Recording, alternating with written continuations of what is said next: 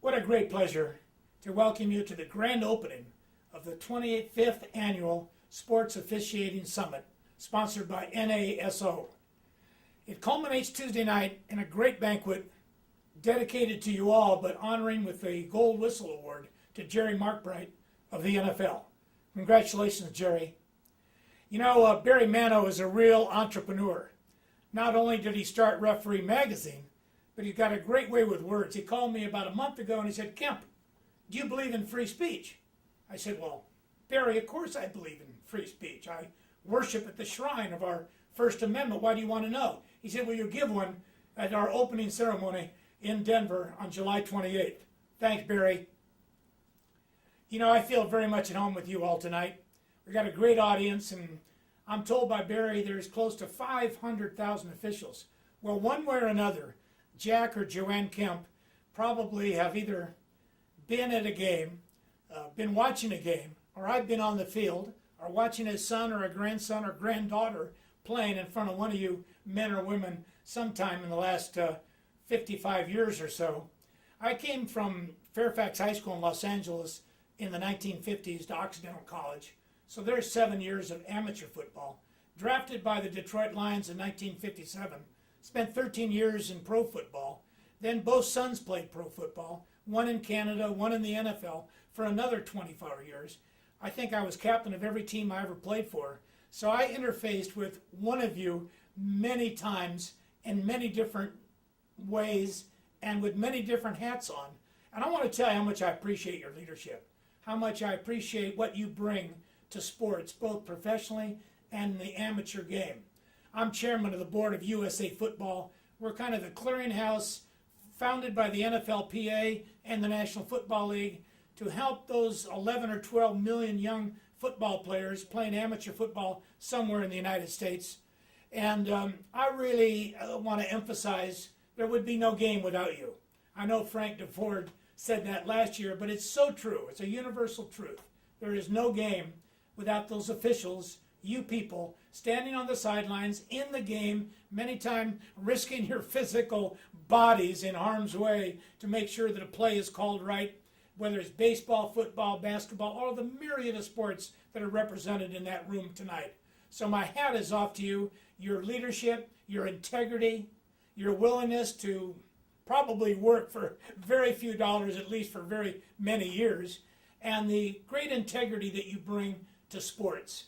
I did a dinner and a reception the other night for the National Association of Youth Sports. 52 million young men and women in amateur sports in the United States and Canada with the same purpose in their life that I had in my life when I was 13, 14, 15, and beyond, dreaming of playing a professional game. So again, Frank was right. Without you, it wouldn't have happened. And the coaches, and the officials, and everybody who brings sports to the great competitive contest it is that makes boys and girls better off for having been on the fields of friendly strife that General MacArthur talked about that someday would lead to a victory, not militarily, but in the life of all those young people. Let me wrap this up by ending with a note of personal commitment.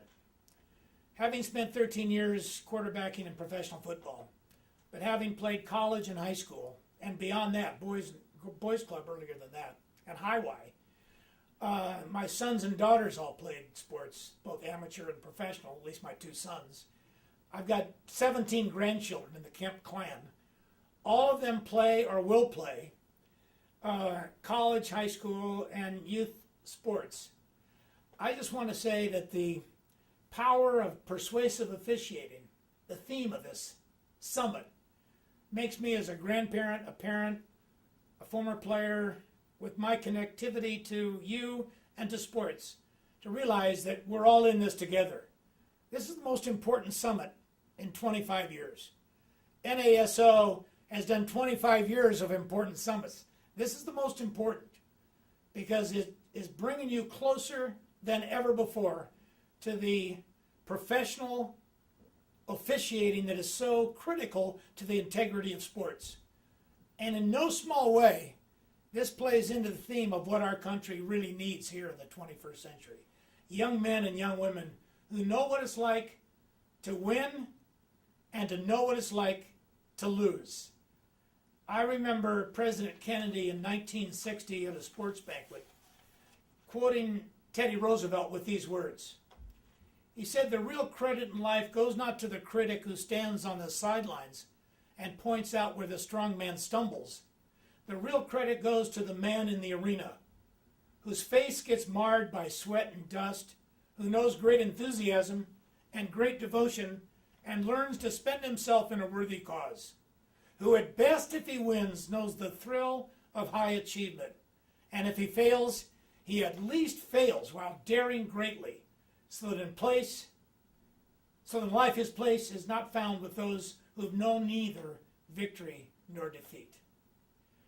You make it credible, you make it possible, you make it conceivable that these young men and young women not only reach their pinnacle of their athletic career, but become better men and better women for having played that sport. And in thus doing, helps make America a better country, to make North America a better place in the 21st century. God bless you for it.